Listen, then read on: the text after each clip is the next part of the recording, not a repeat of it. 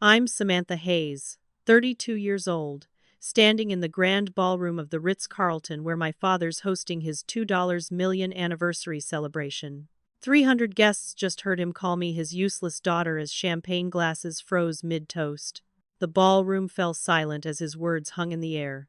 10 years of being undermined, 5 years of secret planning, and now this final public humiliation. Little does he know, I've been quietly acquiring shares in Hayes Enterprises. Tonight, Daddy Dearest will learn that his useless daughter now owns 31% of his precious company. Before I tell you how I turned this humiliating moment into the greatest triumph of my life, drop a comment letting me know where you're watching from. Hit that like and subscribe button if you've ever been underestimated and dreamed of proving everyone wrong. Trust me, what happens next in this ballroom will be worth every second of your time. My relationship with my father, Robert Hayes, has always been complicated. As the CEO of Hayes Enterprises, he built his reputation on being ruthless in business and, unfortunately, equally unforgiving at home. Standing at 6'2" with steel gray hair and piercing blue eyes that could freeze you mid-sentence, my father commanded every room he entered, our home included. My stepmother Victoria entered the picture when I was 14, just 2 years after my mother's death from breast cancer. Victoria was everything my mother wasn't: calculated, status-obsessed, and 20 years younger than my father. At 45, she still maintained the polished appearance of someone who considered aging optional and warmth unnecessary. Then came my half-brother Ethan, now 25, the golden child from the moment he was born. While I had to fight for every scrap of attention, Ethan received praise for simply existing. His mediocre achievements were celebrated while my accomplishments were met with critical assessments of how they could have been better. Business is in the Hayes blood, my father would say proudly to his colleagues, his arm around Ethan, completely forgetting I shared that same blood. Hayes Enterprises began as a modest marketing firm in a rented office space with 3 employees. I remember visiting as a child, coloring under my father's desk while he made calls. Through strategic acquisitions and aggressive expansion, he transformed it into a diversified holdings company worth billions. The modest office became a sleek skyscraper with the Hayes name emblazoned on top, visible across the Chicago skyline. My mother encouraged my interest in the family business before she passed. "You're just like your father," she'd say, but with a heart. After she died, I threw myself into academics, determined to prove myself worthy of the Hayes name. I graduated with honors from Stanford with a business degree, then earned my MBA from Wharton, finishing in the top 5% of my class. None of it mattered. "An MBA is just a piece of paper," my father said dismissively at my graduation dinner. "Real business happens in boardrooms, not classrooms." He left early to handle a merger call, leaving me with a half-empty bottle of champagne and a hollow achievement. When I joined the company, despite my qualifications, I was assigned to marketing, not because of my skills, but because my father considered it suitable for women. Meanwhile, Ethan, with his barely passed business degree from a state college, was groomed for leadership, shadowing my father in high-level meetings and strategic planning sessions. The real twist in our family dynamic came from Eleanor Wilson, my mother's best friend. After my mother died, Eleanor remained in my life, becoming a mentor when I needed one most. What my father never knew was that Eleanor had been a silent early investor in Hayes Enterprises. She understood the business world and taught me to navigate it with precision rather than my father's brute force approach. "Your father builds with a wrecking ball," she told me once. "You can build with a blueprint and patience. Both get results, but only one leaves something sustainable." Victoria's arrival only widened the chasm between my father and me. She positioned herself as his trusted advisor, and gradually, my ideas that made it to his desk were dismissed, only to reappear weeks later as Victoria's brilliant suggestions. "Your daughter lacks the killer instinct," I overheard Victoria telling my father once. "Ethan understands what it takes to keep the Hayes name respected." The pattern became clear. My contributions would never be acknowledged, my potential never recognized. I could stay and wither under their dismissal, or I could forge my own path, so I did both. Publicly, I accepted my marginalized role at Hayes Enterprises, becoming virtually invisible in my father's eyes. Privately, I began executing a plan that would either restore my rightful place in the company or provide me the satisfaction of knowing I had outplayed the master manipulator himself. 3 years ago, I was working late, reviewing marketing reports nobody would read, when I accidentally received an email intended for the board members. The attachment contained reorganization plans that excluded me entirely from the leadership structure while fast-tracking Ethan to an executive position. A separate document outlined changes to my father's estate planning. He was systematically cutting me out of my inheritance, diverting assets to trusts controlled by Victoria and Ethan. My hands trembled as I printed the documents and slipped them into my bag. The next morning, I called James Donnelly, an attorney I knew from Wharton who specialized in corporate law and had no connections to my father's extensive network. James' office was deliberately understated, no mahogany or leather, just functional furniture and walls lined with law books. He reviewed the documents carefully, his expression growing increasingly concerned. "This is methodical," he said finally. "They're not just sidelining you professionally, they're ensuring you'll have no claim to the company your mother helped build." "What are my options?" I asked, my voice steadier than I felt. James leaned forward. "Conventional routes, lawsuits, whistleblowing would be public and messy, with no guaranteed outcome. Your father has too many judges in his pocket." He paused, studying me. "There is another approach, but it requires absolute discretion and significant capital." That afternoon, we outlined what became known between us as Operation Checkmate. The plan: quietly acquire enough shares of Hayes Enterprises to secure a controlling interest without alerting my father. "The company went public 5 years ago," James explained. "Your father maintains 49% ownership. The rest is divided among board members and public shareholders. If you could acquire enough shares to reach 31%, you'd effectively have veto power over any major corporate decision." The challenge was threefold: raising capital, purchasing shares without raising flags, and maintaining the facade of the compliant daughter. I liquidated everything, selling my downtown condo, cashing out the trust fund my maternal grandparents had established, the only money my father couldn't touch, and leveraging my personal investment portfolio that had been building since college. James created 3 shell companies registered in different states, each purchasing small amounts of Hayes stock through separate brokerage firms. We targeted shares held by retiring board members and institutional investors looking to diversify. Each acquisition was small enough to avoid triggering SEC reporting requirements. My best friend Rachel was my only confidant besides James. She offered her apartment as a secure meeting place when we needed to discuss strategy, away from potentially watchful eyes at my office or home. "Are you sure about this?" Rachel asked one night as I reviewed acquisition reports.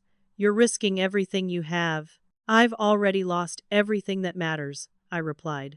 "My place in the company, my father's respect, my family legacy. This is about justice now, not just for me, but for my mother's memory." My boyfriend Michael discovered the plan 6 months in, when he found stock certificates in my desk drawer while looking for a pen. After my initial panic subsided, his support became invaluable. As a financial analyst, he helped identify optimal buying opportunities and diversification strategies to maximize our limited capital. "Your father underestimates you," he said after reviewing our progress. "That's his greatest weakness and your greatest advantage." There were close calls. Once, Victoria mentioned at a family dinner that a board member had reported unusual trading patterns in Hayes stock. My heart nearly stopped, but I maintained my disinterested expression as my father dismissed it as routine market fluctuations. Another time, my assistant mentioned that IT had flagged unusual downloads from the corporate server coming from my computer the night I had accessed the shareholder registry. I claimed I was researching competitors for a marketing campaign, and the matter was dropped. The emotional toll was considerable. I lived a double life, the dutiful daughter and the silent adversary. I smiled through family events while calculating my next move. I accepted professional slights while secretly gaining power. Some nights I questioned if the revenge would be worth the years of deception. Then, 18 months into our plan, James called with the news. We've reached 25% ownership, just 6% more to go. We accelerated our timeline, taking calculated risks with the remaining capital.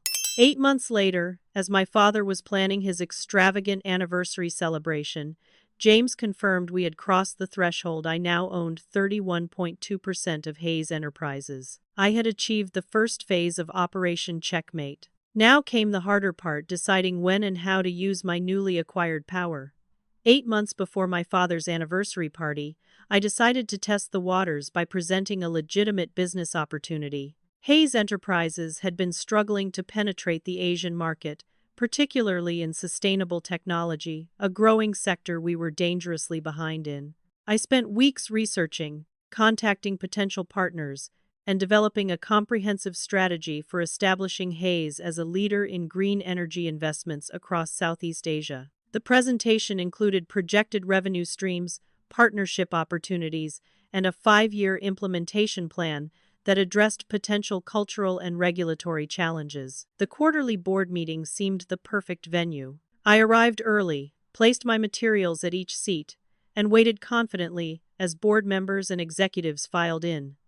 My father entered last, with Victoria and Ethan flanking him like royal attendants. He glanced at my presentation folder without opening it. "What's this?" "A new direction for our Asia division," I replied. "I'd like 10 minutes to present it to the board." He checked his watch. "Well, see if there's time." 2 hours later, after discussions about quarterly reports and existing projects, my father finally nodded toward me. "Samantha has something to present. 5 minutes, please." I stood and launched into my carefully prepared pitch, explaining how our company could leverage existing relationships to build a green technology portfolio that would position Hayes Enterprises as forward-thinking and socially responsible. Halfway through, my father raised his hand, stopping me mid-sentence. "This is entirely too speculative. Hayes Enterprises doesn't chase trends. Thank you for your input, but well, stick with our proven strategies." The dismissal was swift and public. Board members avoided eye contact as I gathered my materials, my cheeks burning with humiliation. Victoria's satisfied smile made it clear this was exactly the outcome she had anticipated. 3 weeks later, I was reviewing the minutes from the executive committee meeting, a group I wasn't invited to join despite my director title. There, laid out in corporate language, was my entire Asia strategy, presented by my father as a new direction for the company.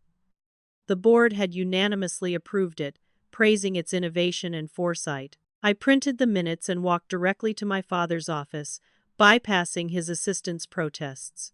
He was alone, reviewing reports at his desk. "You stole my Asia strategy," I said without preamble, dropping the minutes on his desk.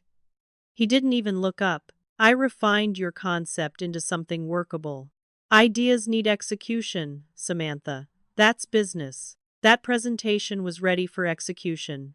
"You dismissed it publicly, then presented it as your own." He finally looked up, his expression cold. "I've been developing Asian markets since before you were born. Whatever overlap exists between your proposal and our new strategy is coincidental. That's a lie, and we both know it." His eyes narrowed. "Careful, Samantha. I've given you considerable latitude because you're my daughter, but there are limits to my patience. Your position here isn't guaranteed. Is that a threat? It's a reality check.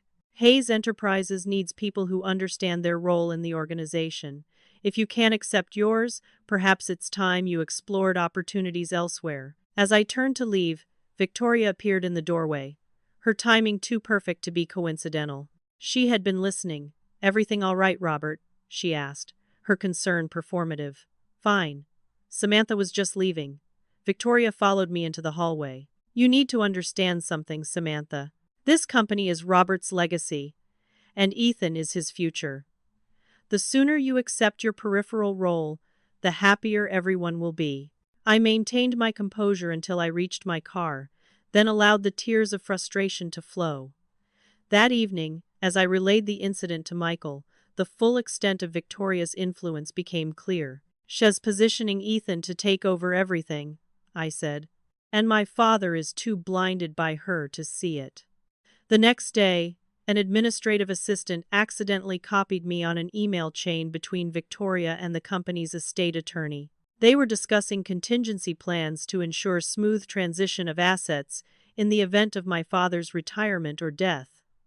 My name wasn't mentioned once. Later that week, I discovered a draft document outlining a plan to sell Hayes Tower, our flagship property, and my mother's favorite building to finance expansion in markets that, coincidentally, Ethan had been researching. That night, I broke down. Years of dismissal, months of deception, and now this systematic erasure of both my mother's legacy and my future in the company proved too much. Michael held me as I sobbed, unleashing grief and rage I had suppressed for too long. I can't do this anymore, I whispered. Maybe I should just walk away. Is that what your mother would have wanted? He asked gently. The question centered me. No.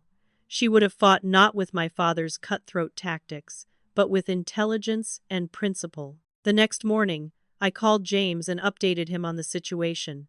We need to accelerate our timeline, I told him. They're dismantling everything my mother helped build. We're close to our goal, he assured me. Just stay under the radar a little longer. I dried my tears, straightened my spine, and returned to the office with renewed determination. The betrayal had wounded me deeply, but it also crystallized my resolve. This wasn't just about my place in the company anymore, it was about preserving what my mother had helped create and ensuring that Hayes Enterprises didn't become a casualty of my father's blind spots and Victoria's ambitions. 3 months before the anniversary party, I discovered something that changed everything. While reviewing departmental budgets for the marketing division, the only real responsibility my father allowed me, I noticed financial discrepancies that couldn't be explained by normal business operations. Multiple payments to non-existent vendors, consulting fees for services never rendered, and expense reports with fabricated events totaling nearly $3.5 million over 18 months. All approved by one person, Ethan Hayes. I spent a week meticulously documenting every transaction, creating a comprehensive report with irrefutable evidence of embezzlement. The funds had been channeled through a network of shell companies, eventually flowing into an offshore account in the Cayman Islands. This was serious, not just internal politics, but actual criminal behavior that could damage the company and trigger SEC investigations. Despite everything, I still believed my father would do the right thing when presented with clear evidence. I scheduled a private meeting with him, ensuring Victoria wouldn't be present. In his office, I carefully laid out the evidence, walking him through the paper trail. These companies don't exist, Dad, I explained, showing him corporate registration searches. The addresses lead to abandoned buildings or empty lots. The signatures on these invoices were all authorized by Ethan, and the money ends up here. I showed him the offshore account documentation it obtained through a financial investigator James had recommended. My father's face remained impassive as he reviewed the documents. Then, without warning, he gathered them into a neat pile and dropped them into his shredder. Dad! What are you doing? I lunged forward, but it was too late. Cleaning up a mess before it becomes public, he said calmly.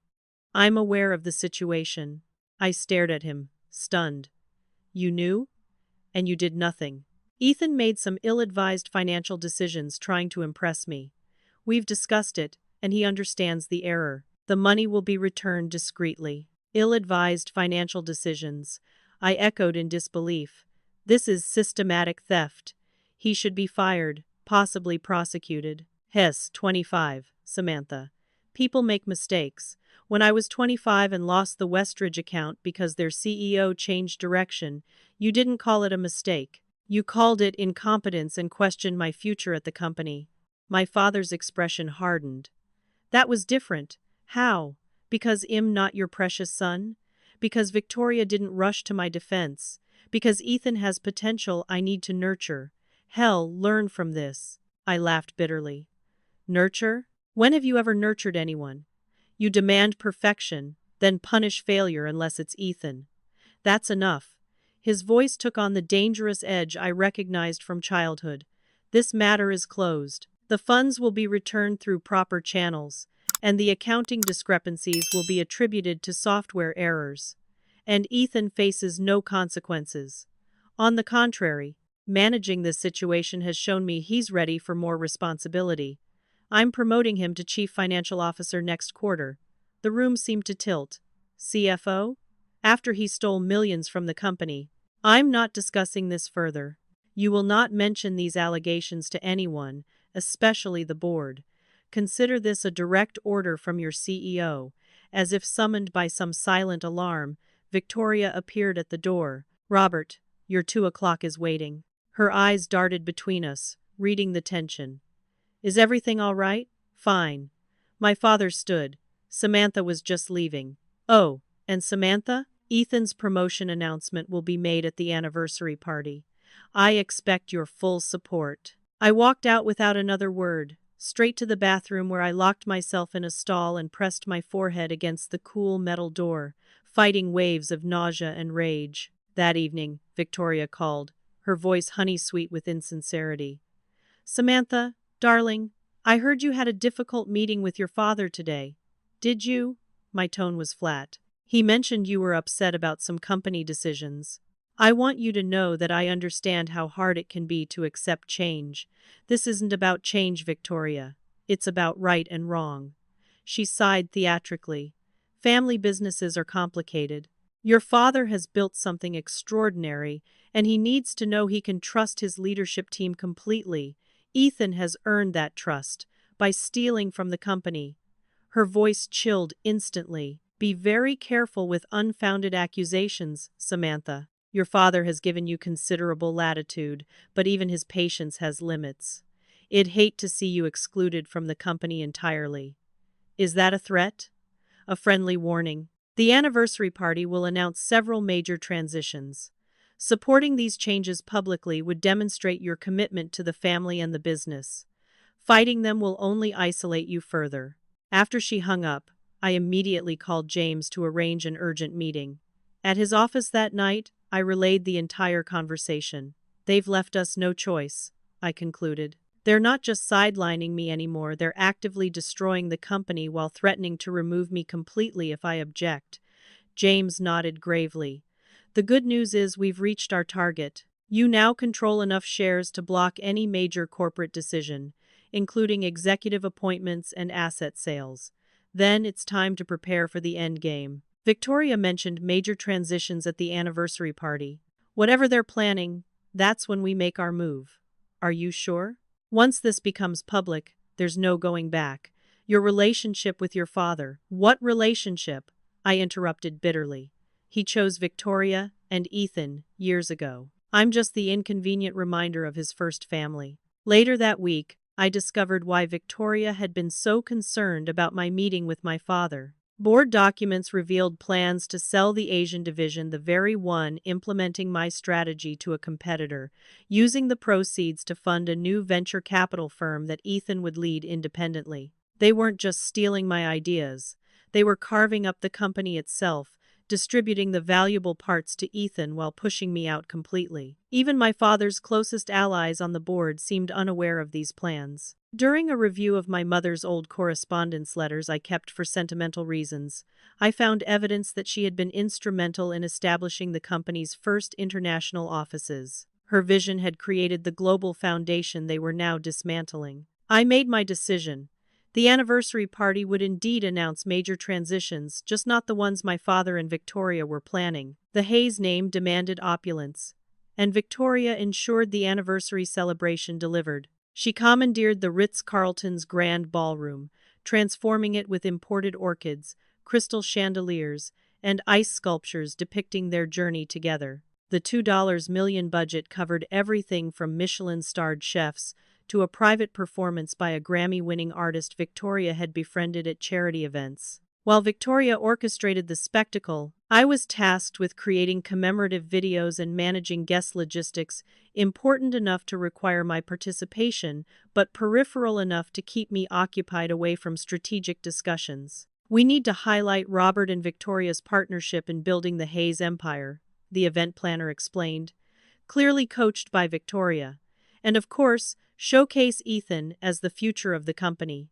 I nodded pleasantly, already planning how to use this assignment to my advantage. The video project gave me legitimate access to company archives, financial records, and executive interviews.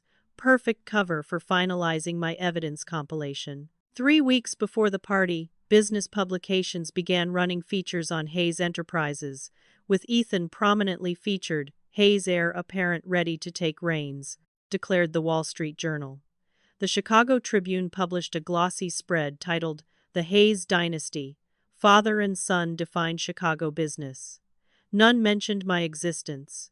Meanwhile, James and I worked frantically to prepare the legal documentation proving my ownership stake. We created digital presentation materials that could be displayed on the ballroom screens with a single command from my phone. He arranged for a court reporter to attend the party as a guest, ready to create an official record of proceedings if necessary. Once you make this move, be prepared for immediate legal counterattacks, James warned. Your father won't surrender control without a fight.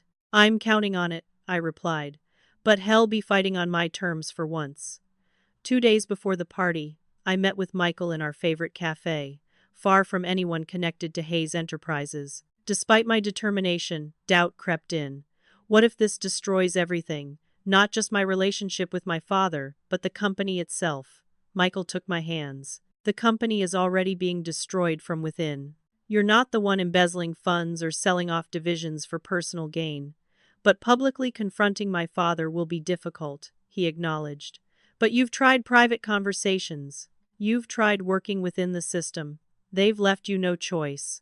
I keep thinking about what my mother would say. Michael smiled gently.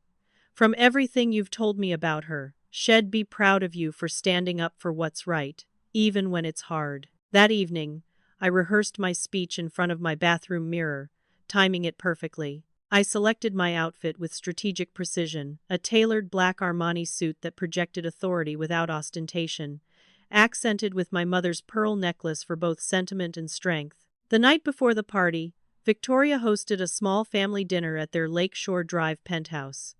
The conversation revolved around the next day's celebration and the exciting announcements my father would make. Tomorrow marks the beginning of Hayes Enterprises' next chapter, my father declared, raising his glass. To family legacy. To family, I echoed, meeting his eyes steadily. Victoria gave me a suspicious glance. Samantha, you seem unusually cheerful tonight. I smiled. It's a celebration, Victoria. Isn't that what you've been telling me to embrace? Later, as we prepared to leave, my father pulled me aside. I'm pleased to see you accepting the company's new direction. Your support of Ethan's promotion will make tomorrow's announcement smoother. I maintained my pleasant expression. I understand the importance of family unity, especially at public events. He nodded approvingly, completely misinterpreting my meaning. When I arrived home, Rachel was waiting with a bottle of wine and steady encouragement. Are you ready for tomorrow? As ready as I'll ever be. I checked my phone, confirming final arrangements with James. You know this will change everything, she said. I looked at the Hayes Enterprises building visible through my window. Its illuminated logo, a constant presence in my skyline. That's exactly what I'm counting on. As I tried to sleep that night, memories of my childhood flooded back, moments when my father had been proud of me, before Victoria, before Ethan, when it was just the three of us, mother, father, daughter. For a moment, I wondered if reconciliation might still be possible. Then I remembered the shredded evidence, the stolen ideas, the systematic erasure of my mother's contributions, and my rightful place. No, tomorrow wasn't about reconciliation. It was about justice, long overdue. As dawn broke on the day of the party, I received a text from James. All preparations complete. Ownership documents secured and verified. Are you still certain? I replied without hesitation. Absolutely. See you tonight. The Ritz-Carlton ballroom transformed into a monument to excess and ego. 300 crystal chandeliers cast a golden glow over tables adorned with white orchids and silver candelabras. Ice sculptures depicting key moments in Hayes Enterprises' history lined the perimeter: the original office building, the first international expansion, the IPO celebration. A massive ice rendering of my father and Victoria dominated the entrance, their frozen smiles greeting guests as they arrived. Chicago's business elite mingled with celebrities, politicians, and international executives flown in specifically for the occasion.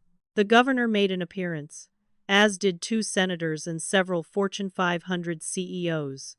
Photographers from business publications and society pages documented every handshake and air kiss. I arrived precisely on time, neither early enough to seem eager nor late enough to draw attention. My black Armani suit stood out among the colorful evening gowns, a deliberate choice that positioned me as serious among the celebratory crowd. My mother's pearls lay cool against my skin, a talisman of strength.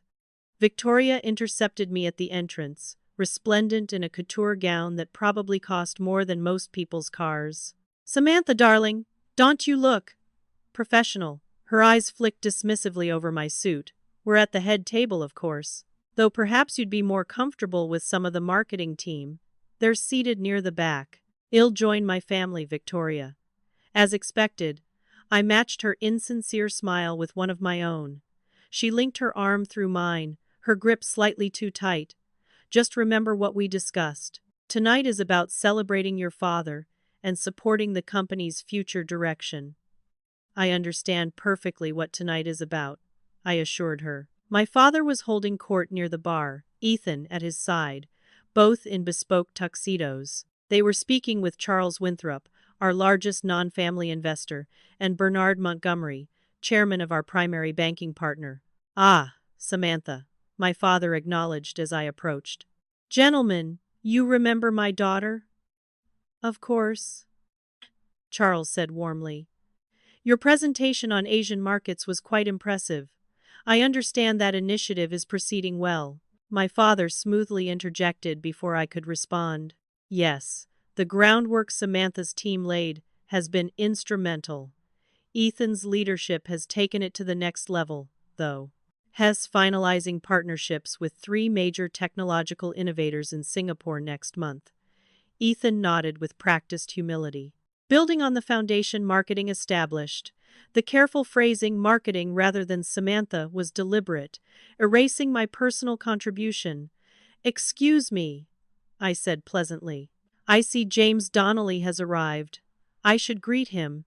My father frowned slightly. "Your mother's attorney? I wasn't aware he was invited."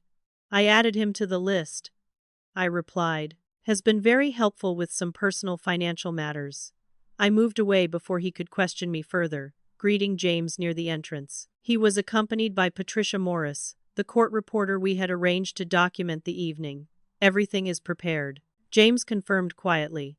"The documents are ready, and I have 2 colleagues positioned by the audio-visual controls. And my presentation, loaded and tested. One command from your phone will override the system." I nodded, scanning the room. "Nearly everyone on the board is here, plus the major shareholders and financial press." "Perfect. It's not too late to take a less public approach," James reminded me. I watched as Victoria guided Ethan through the crowd, introducing him to key investors as the future of Hayes Enterprises. "Yes, it is," I replied. Dinner proceeded with choreographed precision, 5 courses of exquisite cuisine, each paired with rare wines from my father's personal collection. I ate little, maintaining my composure as various guests offered toasts, celebrating my father and Victoria's partnership. No one mentioned my mother, whose initial investment and connections had helped launch Hayes Enterprises 28 years ago. After dessert, the lights dimmed, and the commemorative video began a carefully edited history that prominently featured Victoria from the moment she entered the narrative and positioned Ethan as the natural successor to the Hayes legacy. My few appearances were peripheral, always in group settings, never highlighted. As the video concluded to enthusiastic applause, my father approached the podium, commanding the room with his imposing presence. 20 years ago, he began. I was fortunate enough to meet the woman who would become not just my wife, but my most trusted advisor and partner.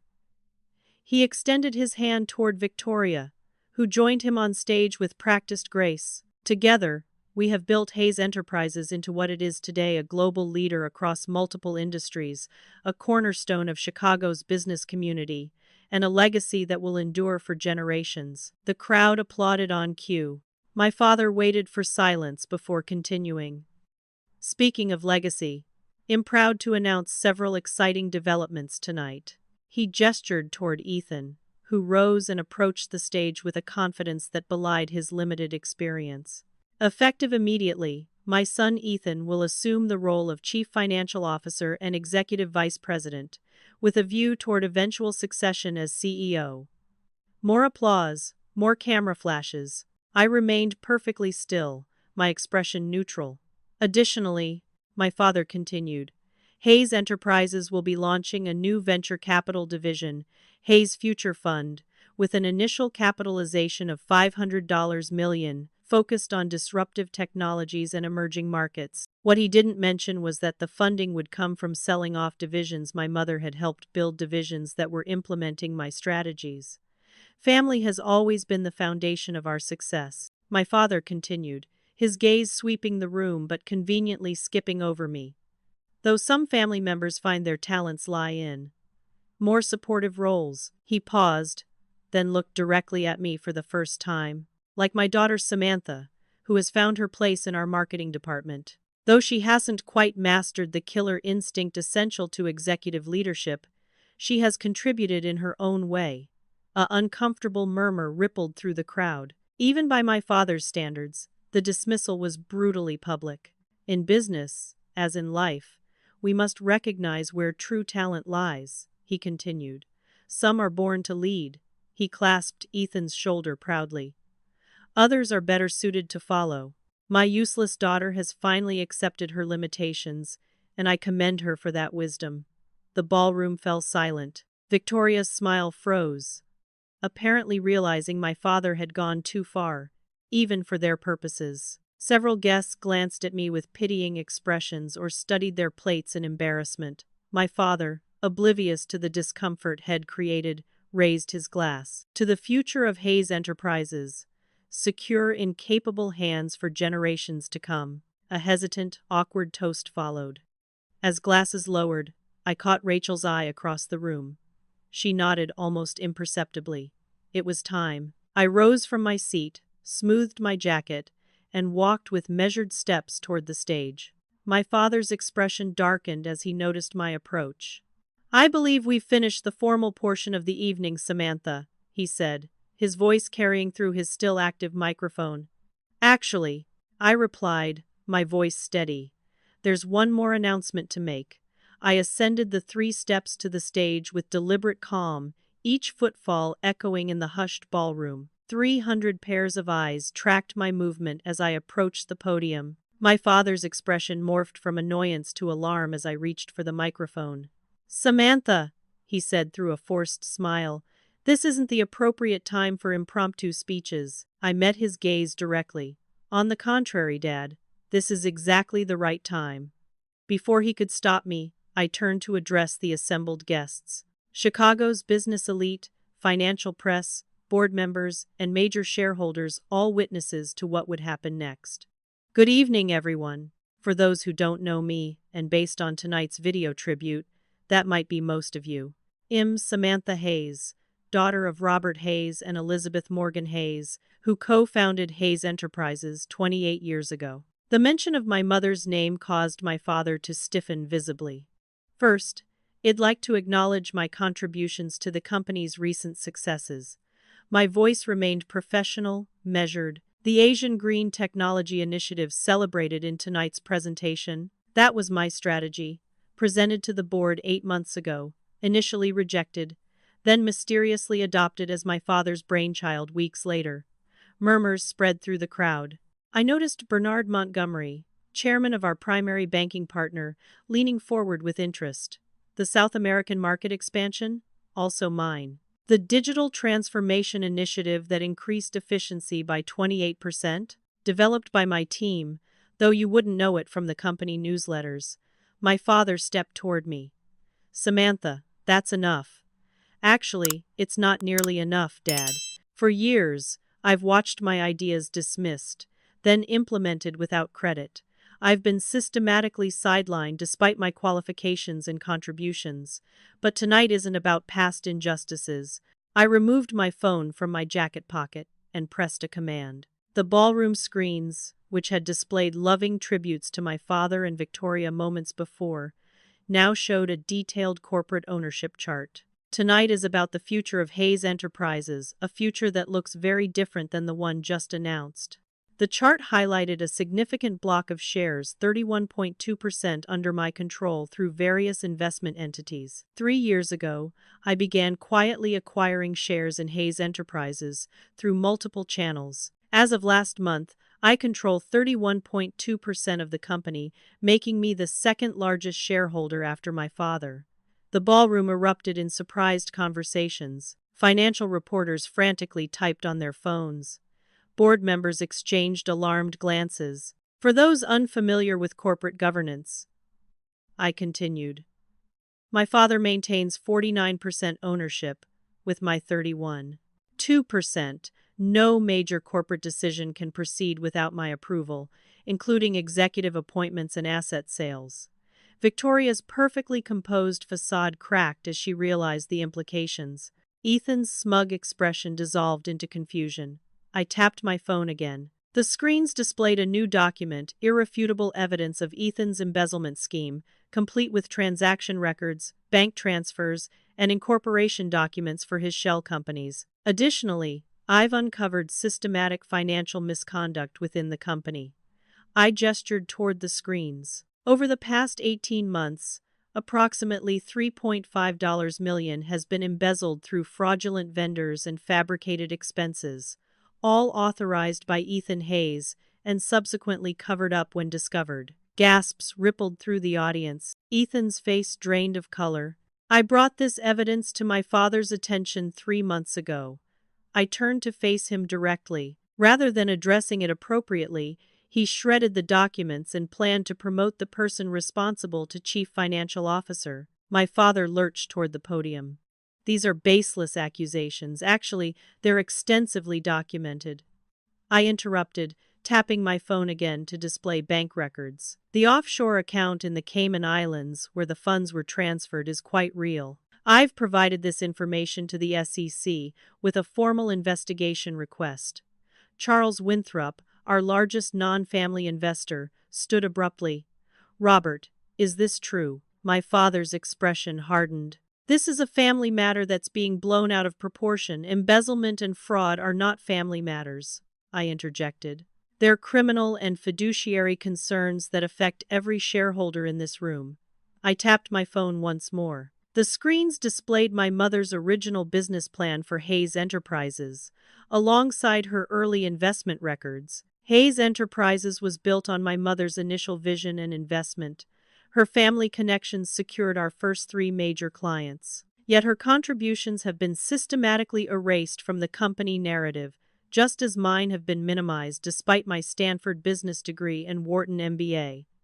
I turned back to the assembled guests. The plans announced tonight, Ethan's promotion and the new venture fund, are part of a broader strategy to sell off divisions my mother built and redirect assets away from legitimate business growth toward ventures that personally benefit Victoria and Ethan. Victoria stepped forward, her voice honey-sweet but with a dangerous undertone. Samantha, darling, you're clearly upset and perhaps not thinking clearly. I've never thought more clearly, Victoria. I smiled thinly. In fact, I've arranged for an emergency board meeting to take place immediately following this event. As a major shareholder, I've invoked Section 8.3 of our corporate bylaws, which permits emergency sessions when evidence of financial impropriety exists. James Donnelly stepped forward, distributing folders to board members. These contain the formal meeting notice and supporting documentation. The conference room downstairs has been prepared accordingly. I returned my attention to the stunned audience. I apologize for disrupting the celebration, but transparency and accountability are essential to Hayes Enterprises' future. I look forward to working with the board to ensure our company's continued success with proper oversight and integrity. With that, I stepped away from the podium, leaving my father, Victoria, and Ethan staring in shocked silence as board members and major investors immediately surrounded them with urgent questions. As I walked calmly through the crowd, certain guests deliberately stepped aside, unsure which Hayes to align with in this unexpected power shift. Others, particularly those who had experienced my father's cutthroat tactics themselves, nodded with subtle approval. Rachel intercepted me near the exit. "That was absolutely magnificent," she whispered. "Are you okay? Ask me tomorrow."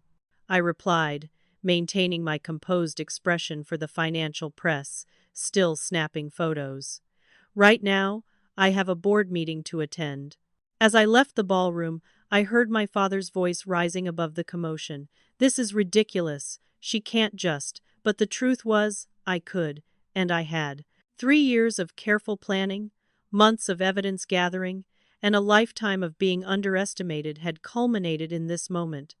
Hayes Enterprises would never be the same again, and neither would I. The opulent celebration disintegrated into chaos within minutes of my departure from the podium. Guests clustered in tense conversations, reporters worked their phones frantically, and board members huddled in emergency discussions. The carefully orchestrated evening had transformed into a corporate crisis unfolding in real time, with waitstaff awkwardly navigating the tension as they continued serving champagne no one was drinking. I waited in the reserved conference room, reviewing my documentation one final time. James sat beside me, occasionally answering texts from colleagues monitoring the situation upstairs. "The Wall Street Journal already has the story," he noted. "Financial Times, too. They're running with Hayes Air stages boardroom coup at family celebration." "That's not entirely accurate," I replied. "This isn't a coup, it's a correction." The door burst open. My father stormed in, face flushed with a rage I recognized from childhood confrontations. Victoria and Ethan followed, along with Bernard Montgomery and 3 other board members. "How dare you?" my father thundered. "How dare you ambush your family like this? Dragging our personal business into public view, humiliating us in front of colleagues and competitors. That's rich coming from the man who called his daughter useless in front of 300 guests," I interrupted calmly. "And this is NT personal business. Embezzlement, fraud, and corporate governance are precisely the business of shareholders and board members. You've been planning this for years," Victoria accused, her perfect composure now completely shattered. "Secretly plotting against your own family, my family." I laughed shortly. "You and Ethan have spent years ensuring I understand I'm not considered part of this family. Don't suddenly appeal to family loyalty when it serves your purpose." Ethan stepped forward, panic evident beneath his attempted bravado. "Those financial records are being taken out of context. I was managing special projects with discretionary. Save it for the SEC." I cut him off. "The documentation is extensive and conclusive. 3 separate forensic accountants have verified the transactions." My father slammed his hand on the conference table. "This ends now. I'm still CEO of this company. I'm still your father. You will withdraw these allegations and documents immediately. Or what, Dad? You'll fire me? Disinherit me? Cut me out of the company completely?" That was already the plan. Victoria made that abundantly clear. The other board members exchanged uneasy glances. Clearly, they hadn't been aware of the full extent of the family drama underlying company decisions. Bernard Montgomery cleared his throat. "Robert, perhaps we should verify these financial allegations before proceeding with tonight's announced changes. These are internal matters," my father began. "With external implications," Bernard interrupted firmly. "As your banking partner and a significant investor, we have fiduciary responsibilities that cannot be ignored." Charles Winthrop, who had joined the group, nodded in agreement. "The evidence Samantha has presented raises serious governance concerns. At minimum, we need to pause any executive appointments pending investigation." My father's expression shifted from rage to calculation. He was a businessman above all, and he recognized when tactical retreat was necessary. "Fine," he conceded. "Well, conduct an internal review of these alleged financial improprieties. In the meantime, no announcements from tonight will be implemented until the board reaches consensus. That's not sufficient, I stated firmly. The review must be conducted by independent auditors, not internal teams that might be compromised. And given the nature of the allegations, Ethan should be placed on administrative leave during the investigation. Absolutely not, Victoria protested. Actually, Charles interjected, that's standard procedure when financial misconduct is alleged against an executive. The company's bylaws are quite clear on this matter. The remaining board members filed in, having excused themselves from the disintegrating party upstairs. Within minutes, the emergency meeting was officially convened, with James distributing comprehensive evidence packets to each attendee. For the next 3 hours, I methodically presented my findings, not just Ethan's embezzlement, but the systematic corporate governance failures that had enabled it, the planned asset sales that threatened company stability, and the pattern of decision-making that prioritized family dynamics over shareholder value. Throughout my presentation, my father's expression shifted from outrage to disbelief to something approaching respect, though he'd never admit it. Victoria maintained a rigid smile that grew increasingly strained. Ethan alternated between defiance and panic, occasionally whispering urgently to my father, who silenced him with sharp glances. By midnight, the board had reached several preliminary decisions. 1. An independent forensic accounting firm would investigate the financial allegations immediately. 2. Ethan would be placed on administrative leave pending investigation results. 3. All announced executive changes and the venture fund launch would be suspended. 4. An interim leadership committee, including myself, would oversee operations until investigations concluded. 5. A special board meeting would reconvene in 1 week to assess findings and determine next steps. As the meeting adjourned, board members filed out, many nodding respectfully to me as they passed. Charles Winthrop paused at my chair. I worked with your mother in the early days, he said quietly. Elizabeth would be proud of your courage tonight. His words affected me more than anything else that had happened. I managed a nod of thanks as he departed. Eventually, only my family remained in the conference room. The silence was leaden with 3 decades of unspoken grievances, shattered pretenses, and uncertain futures. My father broke the silence. You've been planning this for years. It wasn't a question, but I answered anyway. 3 years, specifically, since I discovered you were systematically writing me out of both the company and your will. His eyes narrowed. How did you manage to acquire so many shares without triggering disclosure requirements? Even now, the businessman in him wanted to understand the strategy, carefully. I replied. Multiple investment entities, staggered purchases, and patience. He nodded slowly, a reluctant acknowledgement of the execution if not the intent. You could have come to me directly with your concerns, he said. I did, repeatedly. You dismissed them, just as you dismissed me. Tonight was my last option, not my first. Victoria's composure finally cracked completely. This isn't over, she hissed. You may have won this round, but don't think for a moment that's enough, Victoria, my father interrupted sharply. He studied me for a long moment. You planned and executed this meticulously. You identified leverage points, secured allies, and timed your move perfectly. A ghost of what might have been pride flickered across his face. Perhaps I underestimated you after all.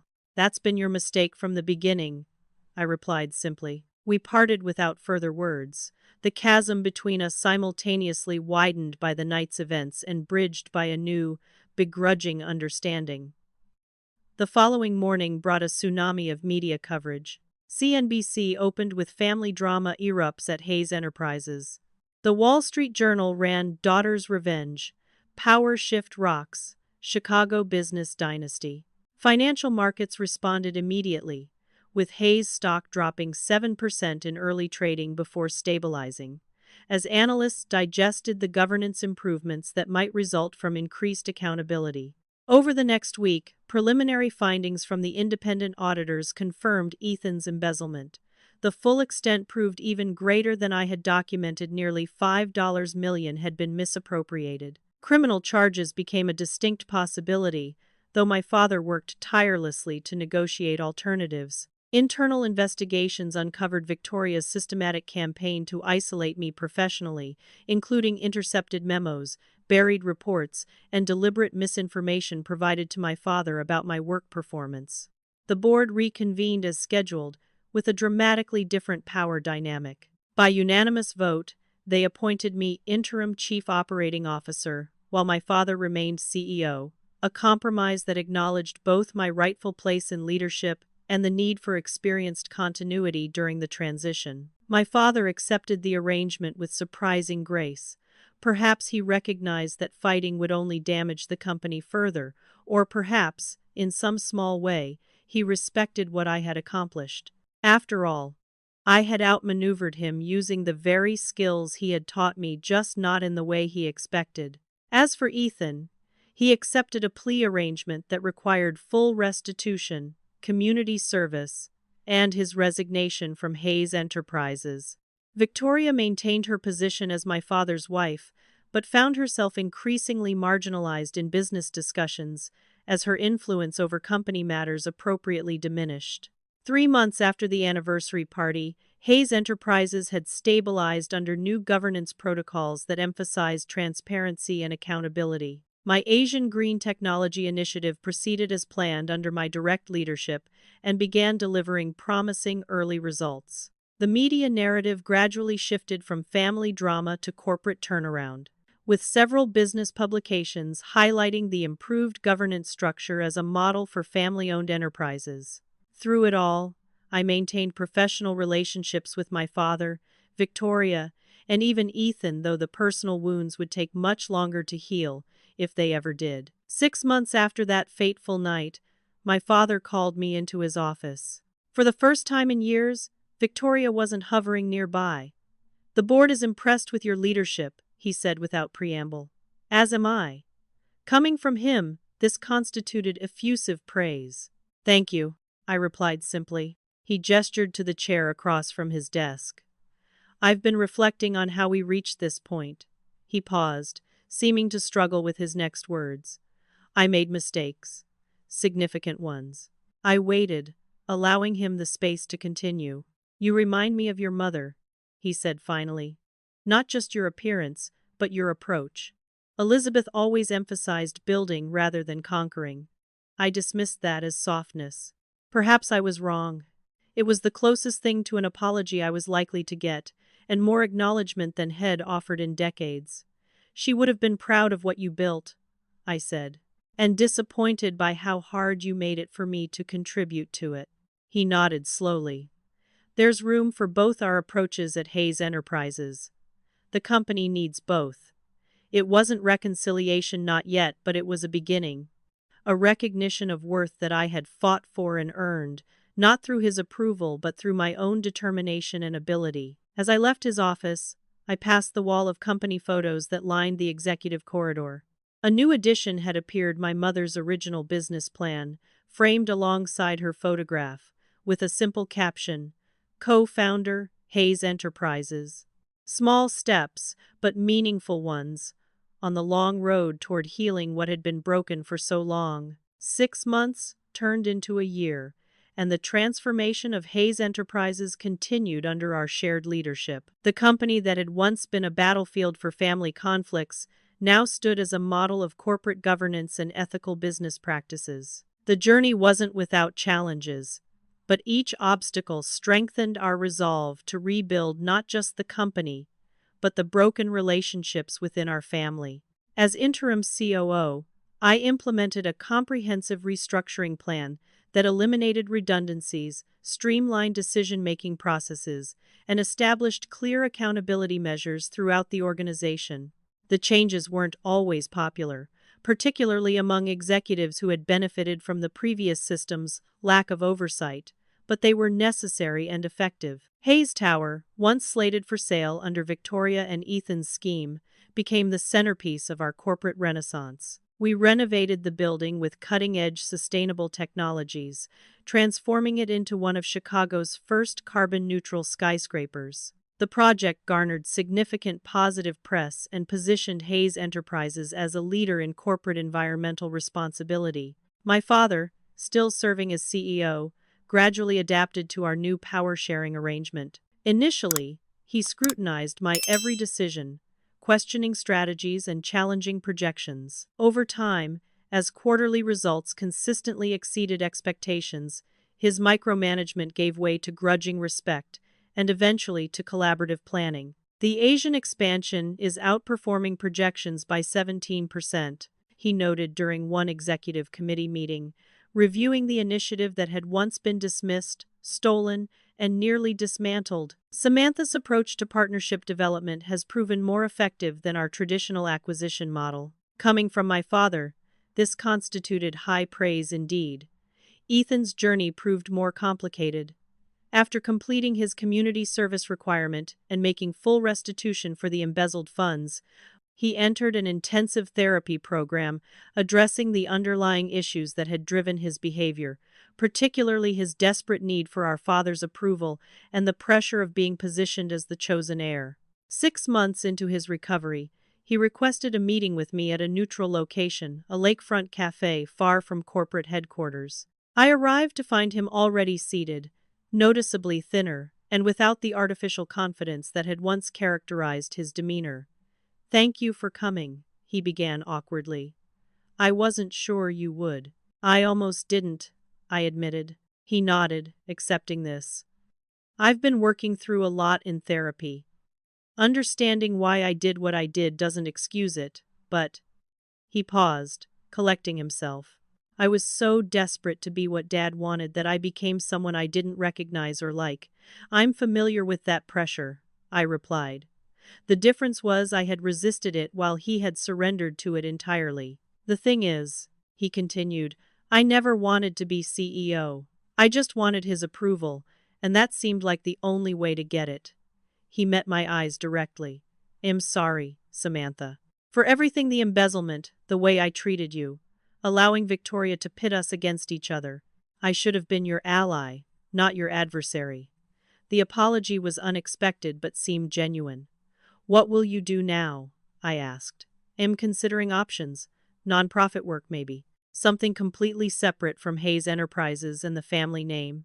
I need to figure out who I am without all that." As we parted, I didn't offer forgiveness that would come later, if earned, but I did offer something nearly as valuable.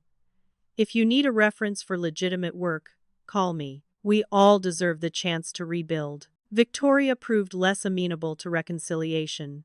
She maintained her position as my father's wife, but found her social standing in Chicago's elite circles significantly diminished following the public revelation of her machinations. Several charity boards quietly requested her resignation, and invitations to prestigious events became notably scarcer. Rather than reflect on her actions, she initially redoubled her efforts to undermine me, spreading rumors among my father's oldest business associates and attempting to create divisions between us. When these tactics failed to gain traction, she retreated to more passive resistance, maintaining cool civility during unavoidable family gatherings, while avoiding direct interaction whenever possible. My father observed this dynamic with increasing discomfort. During a private dinner at his club, now a monthly tradition, as we rebuilt our professional relationship, he broached the subject carefully.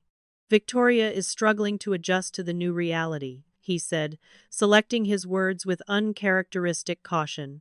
"That's one way of putting it," I replied. He sighed heavily. "Her behavior toward you has been problematic. I see that now." The acknowledgement surprised me. "What changed your perspective?" "Time, distance, watching you lead effectively these past months." He swirled his scotch thoughtfully. "And perhaps some long overdue conversations with old friends who knew your mother, and reminded me of certain truths I'd allowed myself to forget." He didn't elaborate further, but something fundamental had shifted in his understanding of the family dynamics he had permitted and perpetuated. The following week, I arrived at the office to find something unexpected on my desk: a framed photograph of my mother and father at the opening of their first office, their expressions bright with hope and shared purpose. Beside it lay a handwritten note in my father's distinctive script: "Your mother always said you had the best of both of us. She was right." It wasn't an explicit apology for decades of dismissal and favoritism, but from a man who had never acknowledged being wrong about anything, it represented a seismic shift. Our professional relationship continued to evolve as well. The interim qualifier was removed from my COO title by unanimous board vote, and my father increasingly consulted me on strategic decisions that once would have been made unilaterally. We developed a rhythm of respectful disagreement and productive compromise that resulted in stronger outcomes than either of us could have achieved alone. My personal life flourished alongside these professional developments. Michael, who had supported me throughout the entire ordeal, proposed during a weekend getaway to Michigan's wine country. His steadfast belief in me, even when I doubted myself, had been my anchor through the turbulent events of the past year. I'd like to say I'm marrying into a nice, normal family. He joked after I accepted, but that would be a tremendous lie. Are you sure you're ready for all this? I asked, only half joking. The Hayes family drama had been splashed across business publications for months. I'm not marrying your family, he replied simply. I'm marrying you. The rest is just colorful background. We decided on a small ceremony, intimate and meaningful, rather than the society spectacle Victoria would have orchestrated. My father offered Hayes Tower's rooftop garden as the venue, the same garden my mother had designed when the building was first constructed. She would have wanted you to have it, he said. The closest had come to directly acknowledging how much she would have disapproved of the way he had treated me for so many years. On a perfect September afternoon, surrounded by carefully selected friends and family, I married Michael beneath a canopy of white roses, my mother's favorite. My father walked me down the aisle, our complicated history momentarily set aside in service of this new beginning. During the reception, he requested a private moment on the terrace overlooking the city. I have something for you, he said, producing an envelope from his jacket pocket. A wedding gift, of sorts. Inside was a legal document transferring an additional 5% of Hayes Enterprises shares into my name, bringing my ownership stake to just over 36%. Why? I asked, genuinely puzzled. Because it's right, he replied simply.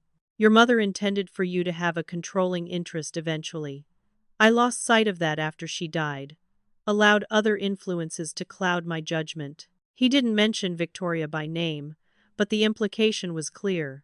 This corrects that mistake. The gesture represented more than additional shares. It was acknowledgement, restitution, and perhaps the beginning of forgiveness. 1 month after the wedding, I visited my mother's grave alone for the first time since the confrontation at the anniversary party. The autumn air was crisp, leaves crunching beneath my feet as I approached the elegant marble headstone that marked her final resting place. I placed a bouquet of white roses beside it and sat on the small bench facing the grave. We did it, Mom, I said softly. Hayes Enterprises is thriving again, built on the values you always championed. Dad is, well, still Dad, but better. He remembers you now, talks about you. Your portrait hangs in the boardroom. A gentle breeze stirred the roses, scattering a few petals across the grass.